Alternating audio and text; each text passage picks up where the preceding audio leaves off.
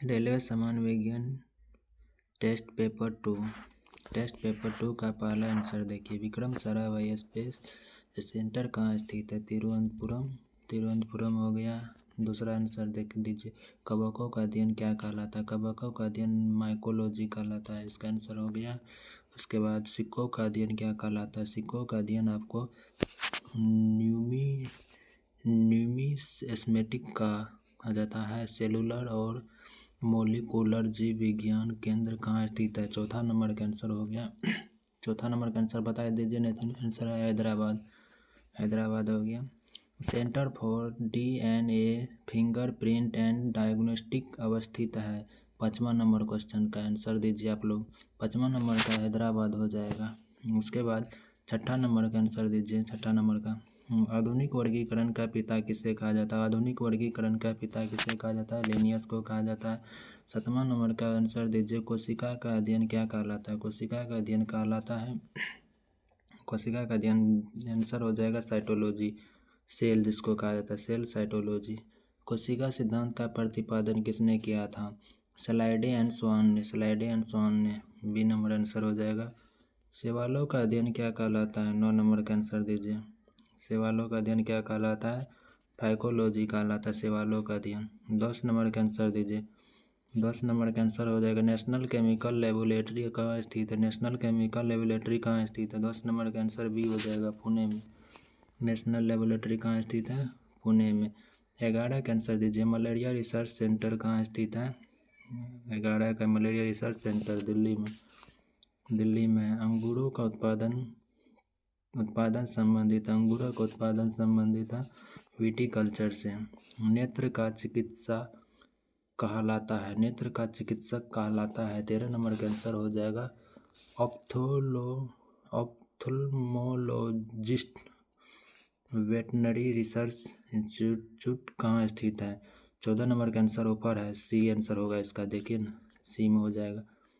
कहाँ स्थित है? इज्जत नगर। इसका आंसर भी पता चल गया, वैसे भी ध्यान में रहेगा। 15 नंबर का आंसर दीजिए। 15 नंबर का बताया गया है किस विज्ञान में पक्षियों से संबंधित अध्ययन है?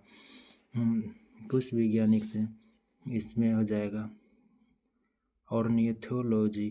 प्लाज्मा अनुसंधान संस्थान कहाँ स्थित है? 16 नंबर का आंसर दीजिए। प्लाज्मा अनुसंधान संस्थान कहाँ स्थित है? गांधीनगर में। राष्ट्रीय डेयरी अनुसंधान संस्थान कहाँ स्थित है? डेयरी अनुसंधान संस्थान, ये सबको मालूम होना चाहिए। डेयरी अनुसंधान। 17 नंबर का आंसर करनाल, यूपी में है। वायरस का अध्ययन क्या कहलाता है? वायरोलॉजी कहलाता है। भाभा परमाणु रिसर्च सेंटर कहाँ है? भाभा परमाणु रिसर्च सेंटर, ये सबको मालूम होगा शायद, ट्राम्बे में। नेशनल ब्रेन रिसर्च सेंटर कहाँ है? नेशनल ब्रेन रिसर्च सेंटर 20 का गुड़गांव। जीवों में पाए जाने वाले रोगों का अध्ययन क्या कहलाता है? पैथोमोलॉजी। कीटों से संबंधित विज्ञान की शाखा कहलाती है 22 नंबर का एंटोमोलॉजी। जीव विज्ञान शब्द का प्रयोग सर्वप्रथम किसने किया था? जीव विज्ञान शब्द का प्रयोग किसने किया था? किसको मालूम? आंसर दीजिए, नहीं तो नाम दे रहे। तो इसका लेमार्क ट्रेविरनस ने। चिकित्सा शास्त्र का जनक किसे कहा जाता है? 24 में। चिकित्सा शास्त्र का जनक किसे कहा जाता है? हिपोक्रेटस को। 25 का ट्यूबरकुलोसिस रिसर्च सेंटर कहाँ है?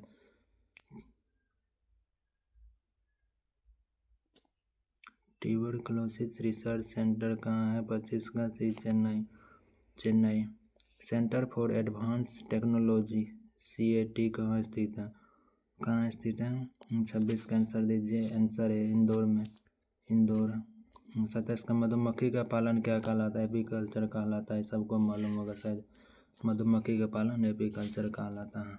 साइड में आंसर है, जिसको गलत लगेगा, मन में लगेगा तो इसको देख के मार दीजिएगा। भूकंपों का अध्ययन क्या कहलाता है? किसको मालूम है बताइए आंसर। 28 का आंसर सिस्मोलॉजी कहलाता है। आधुनिक वनस्पति विज्ञान का जनक किसे कहा जाता है? 29 का आधुनिक वनस्पति विज्ञान का लिनियस को कहा जाता है। जंतु विज्ञान का जनक किसे कहा जाता है? 30 नंबर का रस्तु को कहा जाता है। ट्रेडमिल टेस्ट कौन सी चिकित्सा से संबंधित है? 31 का है हृदय से। होमोसिपियंस किसका वैज्ञानिक नाम है? मनुष्य का, सबको मालूम होगा। स्वप्न का अध्ययन क्या कहलाता है? 33 का ओनिरोलॉजी कहलाता है। केंद्रीय वनस्पति अनुसंधान संस्थान कहाँ स्थित है? 34 का लखनऊ हो गया। फूलों का अध्ययन क्या कहलाता है? पोमोलॉजी कहलाता है। मानव विकास का अध्ययन क्या कहलाता है? मानव विकास का अध्ययन कहलाता है एंथ्रोपोलॉजी। ऑस्टियोलॉजी किसका अध्ययन है? किसको मालूम? ऑस्टियोलॉजी है हड्डी होता है, अस्थि। 37 का डी। केंद्रीय औषधि अनुसंधान संस्थान कहाँ स्थित है? केंद्रीय औषधि अनुसंधान संस्थान लखनऊ हो गया। केंद्रीय चावल अनुसंधान संस्थान कहाँ स्थित है? कटक, ओडिशा। कीटों का अध्ययन क्या कहलाता है? एंटेमोलॉजी। कीटों का अध्ययन एंटेमोलॉजी, सबको मालूम होगा। अगर जिसको अच्छा लगे सब्सक्राइब लाइक ज़रूर करें। जो गलती हो उसको कमेंट में बताएं, उसका रिप्लाई दिया जाएगा। थैंक यू, धन्यवाद।